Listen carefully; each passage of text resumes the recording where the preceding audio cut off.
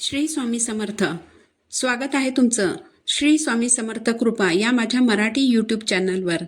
स्वामी महाराज तुमच्या सर्व चांगल्या इच्छा पूर्ण करोत हीच स्वामींच्या चरणी प्रार्थना करते आणि आज या नवीन व्हिडिओला सुरुवात करते.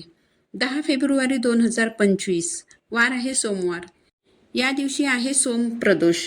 हिंदू धर्मामध्ये प्रदोष व्रत हे अतिशय महत्त्वाचं मानलं जातं. दर महिन्यात 2 प्रदोष व्रत येतात.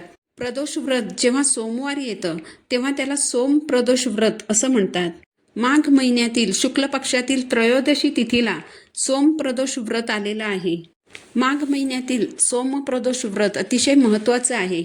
या प्रदोषच्या दिवशी जर तुम्ही प्रदोष व्रत करणार नसाल तरीही सकाळी पूजा झाल्याशिवाय अन्न ग्रहण करू नका.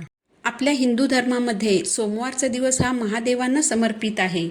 सध्या माघ महिना सुरू असून माघ महिन्यातील प्रदोष व्रत हे सोमवारी आलेलं असल्याने या प्रदोषचं महत्त्व आणखीनच वाढलेलं आहे. बघा, सोम प्रदोष व्रत ज्या दिवशी असतं त्या दिवशी महादेवांचं तत्त्व जागृत असतं आणि ते नेहमीपेक्षा जास्त कार्यरत असतं. सोम प्रदोषच्या दिवशी महादेवांची पूजा करून व्रत उपवास करण्याची परंपरा आहे. या दिवशी महादेवांची प्रदोष काळात भक्तिभावाने आणि श्रद्धेने पूजा केली जाते. आता प्रदोष काळात म्हणजे कधी पूजा करायची तर सूर्यास्तापूर्वीचा 45 मिनिटांचा कालावधी आणि सूर्यास्तानंतरचा 45 मिनिटांचा कालावधी, हा जो 1.5 तासांचा कालावधी आहे याला प्रदोष काळ असं मानलं जातं. सोमवारी सूर्यास्ताची जी वेळ असेल ती तुम्हाला कॅलेंडरमधून समजेल. तर सोमवारी जो प्रदोषचा काळ असेल त्या प्रदोषच्या काळामध्ये आपल्याला प्रदोषची पूजा करायची आहे. सोम प्रदोषच्या दिवशी महादेवांना प्रसन्न करण्यासाठी त्यांच्या आवडत्या वस्तू ज्या असतात त्या त्यांना अर्पण केल्या जातात. तर सोमवारी संध्याकाळी सूर्यास्तापूर्वी पुन्हा स्नान करून सफेद वस्त्र परिधान करावे. प्रदोष काळात महादेवांच्या पिंडीवर अभिषेक करावा. तुम्ही पंचामृताने म्हणजेच दही, दूध, तूप, मध, साखर एकत्र करून त्या पंचामृताने अभिषेक करू शकता. गंगाजलाने देखील शिवपिंडीवर अभिषेक करू शकता. अभिषेकानंतर शिवपिंडी स्वच्छ पुसून देवघरातील त्यांच्या स्थानावर स्थापित करावी. पिंडीवर चंदन लावा, भस्म अर्पण करा, धोत्र्याचं फूल किंवा कोणतंही सफेद फूल अर्पण करा, बेलपत्र अर्पण करा, धोत्र्याचं फळ आणि अखंड अक्षता अर्पण करा. धूपदीपाने ओवाळा. ओम नमः शिवाय या मंत्राचा जप करा. यानंतर आरती करा. अशा प्रकारे सोम प्रदोषच्या दिवशी भक्तीने आणि श्रद्धेने महादेवांची पूजा केल्यास महादेव प्रसन्न होतात, शांती आणि समृद्धीचा आशीर्वाद देतात, भक्तांची झोळी आनंदाने भरतात. यामुळे आपल्या जीवनात सुखाचे आणि प्रगतीचे मार्ग खुले होतात आणि म्हणूनच या विशिष्ट तिथीवर काही विशिष्ट उपायही केले जातात. तर सोम प्रदोषच्या दिवशी संध्याकाळी आपल्याला एक अतिशय साधा, सोपा पण अत्यंत प्रभावी असा एक उपाय करायचा आहे.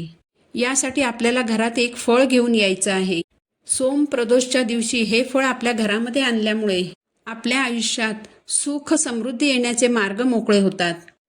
तर सोम प्रदोषच्या दिवशी सकाळी आपल्याला धोत्र्याचं फळ घरात घेऊन यायचं आहे. हे फळ घरात आणल्यामुळे आपल्या घरातील सर्व दोष, नकारात्मकता, घरातील दुःख, अडचणी, संकट नष्ट होतात. धोत्र्याचं हे फळ महादेवांना अतिशय प्रिय आहे. त्यामुळेच महादेवांची पूजा करताना जोपर्यंत आपण शिवपिंडीवर बेलपत्र अर्पण करत नाही तोपर्यंत महादेवांची पूजा पूर्ण झाल्याचं मानलं जात नाही. अगदी तसंच धोत्र्याचं फळ अर्पण केल्याशिवाय महादेवांची पूजा पूर्ण होत नाही.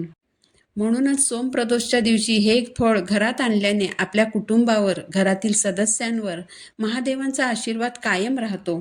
धोत्रा हे फळ अत्यंत विषारी आहे, परंतु हे फळ भगवान शिवशंकरांना अतिशय प्रिय असल्यामुळे महादेवांच्या पूजेत या फळाला मानाचं स्थान आहे. तर हे धोत्र्याचं फळ सोम प्रदोषच्या दिवशी बाजारातून घरी घेऊन यायचं.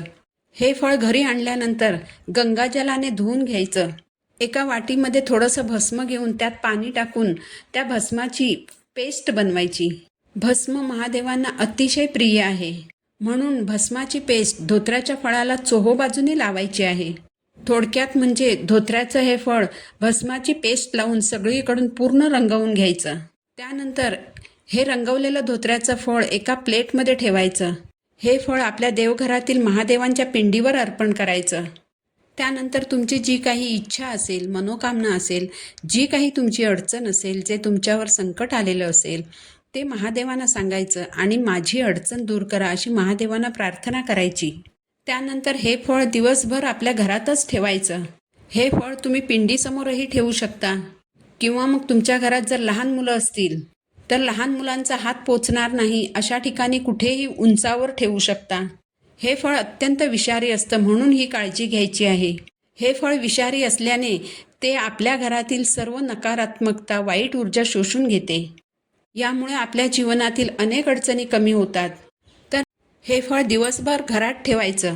त्यानंतर संध्याकाळी प्रदोष काळात महादेवांची पूजा करून हे फळ उचलायचं, एका सफेद कापडात ठेवायचं. 5 बेलपत्र घ्यायची आणि आपल्या घरातील एक तांब्या भरून पाणी घ्यायचं आणि या सर्व वस्तू घेऊन तुमच्या घराजवळ असलेल्या महादेवांच्या मंदिरात जायचं आहे. मंदिरात गेल्यानंतर सर्वप्रथम जे पाणी तुम्ही घरातून नेलेलं असेल ते पाणी शिवलिंगावर अर्पण करायचं. बेलपत्र अर्पण करायचं. बेलपत्र अर्पण करताना बेलपत्राचा जो गुळगुळीत भाग असतो तो शिवलिंगावर टेकवायचा आहे. थोडक्यात काय तर बेलपत्र तुम्हाला पालथं अर्पण करायचं आहे.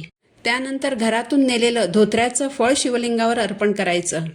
फळ अर्पण करत असताना जी अडचण दूर करण्यासाठी किंवा जी इच्छा पूर्ण होण्यासाठी तुम्ही हा उपाय केला आहे, ती अडचण, ती इच्छा, मनोकामना महादेवांना सांगायची आणि इच्छा पूर्ण होण्यासाठी प्रार्थना करायची. भगवान शंकर हे भोळे सांब आहेत. भक्तांच्या हाकेला शीघ्र प्रतिसाद देणारे आहेत. तुमची इच्छा ते नक्कीच पूर्ण करतील. तर सोमप्रदोषच्या दिवशी हा उपाय तुम्ही नक्की करा आणि स्वतः अनुभव घेऊन बघा. माहिती जर तुम्हाला उपयुक्त वाटली असेल तर व्हिडिओला लाईक करा, चॅनलला सबस्क्राईब करा. पुन्हा भेटू नवीन व्हिडिओसोबत. श्री स्वामी समर्थ.